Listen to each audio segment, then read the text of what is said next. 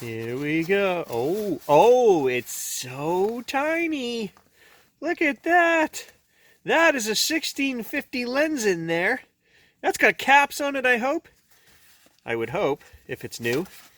And everything. Look at the size of that. Teeny tiny.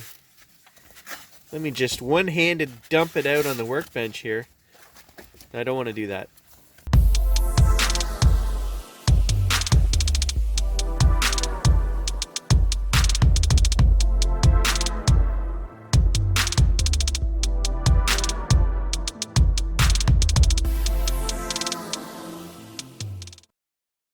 Well, there it is. I mean, it's hard to tell. It does look new. It looks like it's got fingerprints on it. And no rear cap. So maybe these don't come with the rear cap. When they come in a kit, I'd find that hard to believe, but who knows. So that's the size. Look at that. It's amazing. It's super light. Probably weighs 150 grams. I don't know, maybe less. It's tiny. And that is a 1650. So in terms of regular 35mm, that would be a 2470 lens. Perfect for travel. Okay, so we've got the new 1650 lens mounted on here, and it is tracking my eye. What I want to see is how unstable is this thing if we're moving around. It looks pretty good in the screen. Looks better until you start walking. I also need to put this on auto ISO because right now it's on full manual, so it might get a little dark here. But if I were walking around vlogging with this, I think it's still pretty crappy. I don't know. You throw it up on the big screen and we'll see. It might be alright if you were just to hold this out and not walk around. Makes me look fat. I don't like this new lens. I got morning hair too. It might just be the best solution so far. We've still got that nasty crop in 4K, but because this is a 24mm lens times 1.2, you're probably looking around 27, 28. I just want to use this as a manual. Turn it on. It's going to eye autofocus. It's going to do all its own settings, and I just need to do my spiel, and this lens might be perfect for that. It's going to be a very tiny lens for travel. I think we need to do a bunch of shots with it today and throw them in a timeline here. You guys can just see the quality of it. I don't want to get into specs and all that. This is an older lens. It's light. It doesn't feel that sturdy, so you would want to make sure you take good care of it. I don't think there's any kind of weather sealing on it, but hey, we're going to bring it out in the blizzard. We'll take some shots. For being a 1650, the size of it, it has promise. What do you think, Gage?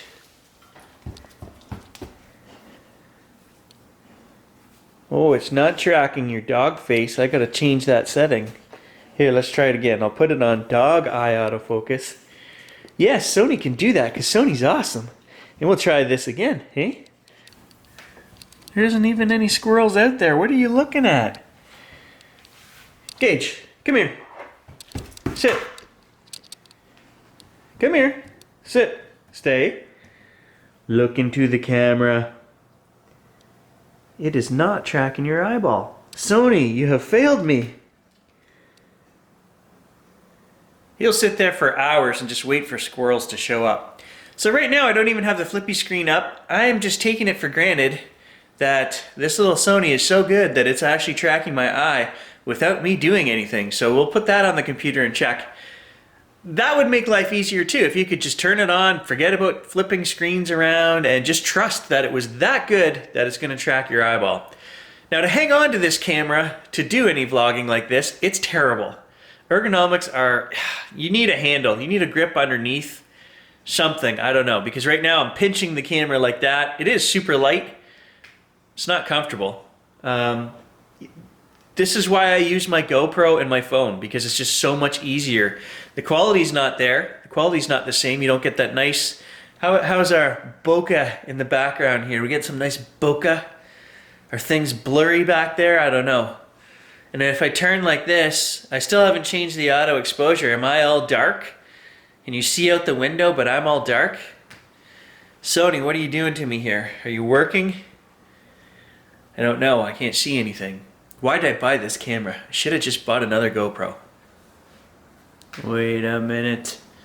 I don't see any box on my eyeball. It's not working. What's going on? I know why there's no autofocus for the eye. I switched it to dog mode. Hey, so at least the camera knows I'm not a dog, right? So it is trying to focus. Let me turn that back on. God, I'm not pretty in focus. Definitely not pretty out of focus. There we go, that's better. If you take it out of pet mode, it will track your eye in auto ISO. Well, guys, on this channel it's never going to be pretty, okay? My Russian models never came in. The COVID shut down all the air travel, and hey, this is as pretty as it's going to get on this channel. So, okay, so 6600 is auto-focusing with ISO set to auto. Let's just take a brief little walk around the house here. Very brief. It's going to get dark. I just want to see the auto ISO if it's really dark in this next section. If I don't trip on the stairs. Oh, there's the box. Yeah, it's still tracking. The autofocus is unbeatable on this camera. I've got the ISO set to go up to 6400 only, so this camera can pretty much do everything on its own with that setting. Did you guys see that transfer? Right hand to left. Oh, it's dark. When it gets really dark, the face tracking box disappears. But as soon as we get a little bit of light, it comes right back. So, as long as I stand here in front of the window, we're good. How shaky is this? Is it usable as a vlogging system? You guys let me know. My standard's pretty high. It looks pretty shaky to me.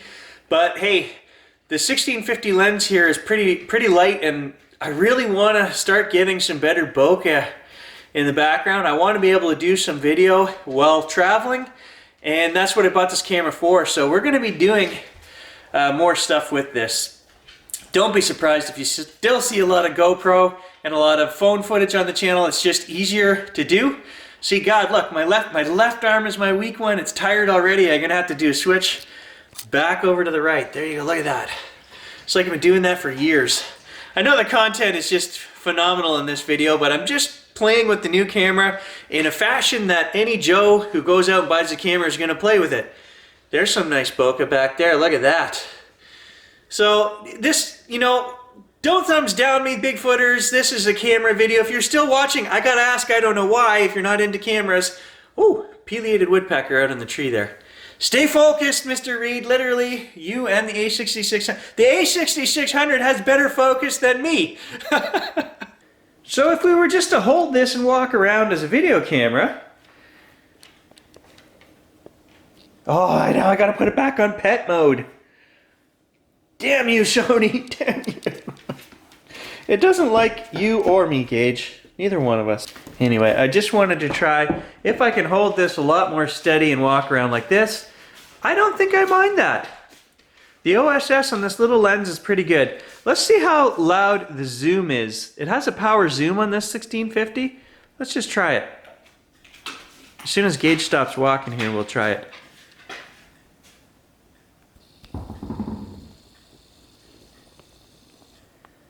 Can you guys hear that?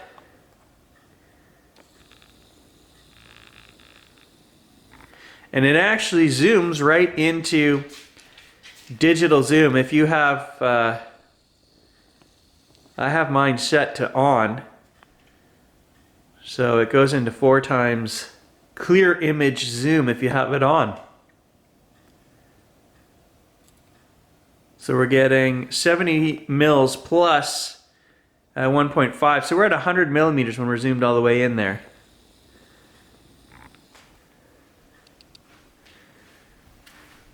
I just noticed something else. I didn't put the flippy screen up. I just pushed record. There's no light on here to show me that I'm actually recording.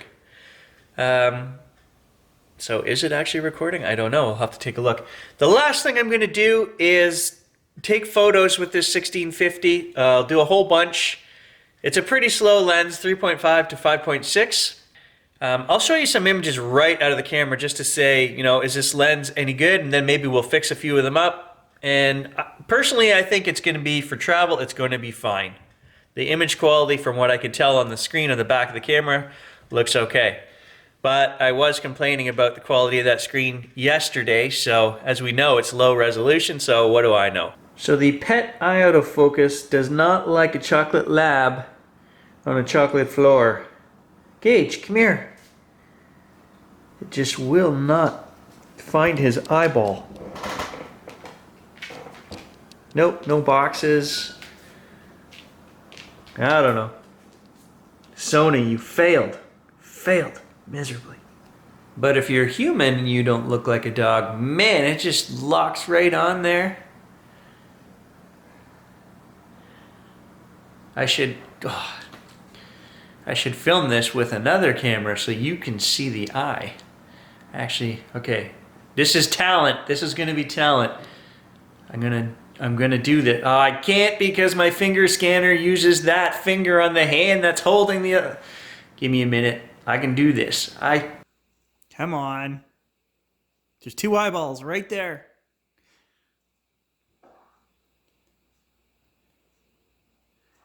I should mention that I'm wearing glasses, and even though I'm wearing glasses, it's still picking up my eye and it's locked right on there. Perfect.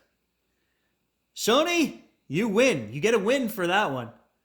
Now, if you would only do that with my dog, I'd give you 2 points. God, I hate the crop on this thing. Before I push the shutter button, it's nice and wide. You can see the whole room. And then I push record and it zooms right into my fat face. And that's all you get is my face right there in front of you. It's 28 millimeters is the equivalent with the 1.2. It's actually 28.8 millimeters with the 1.2 crop. So even owning a 16 millimeter APS-C lens, you're going to get a 28 millimeter crop with anything other than 24p. And who shoots in 24p? Not this guy.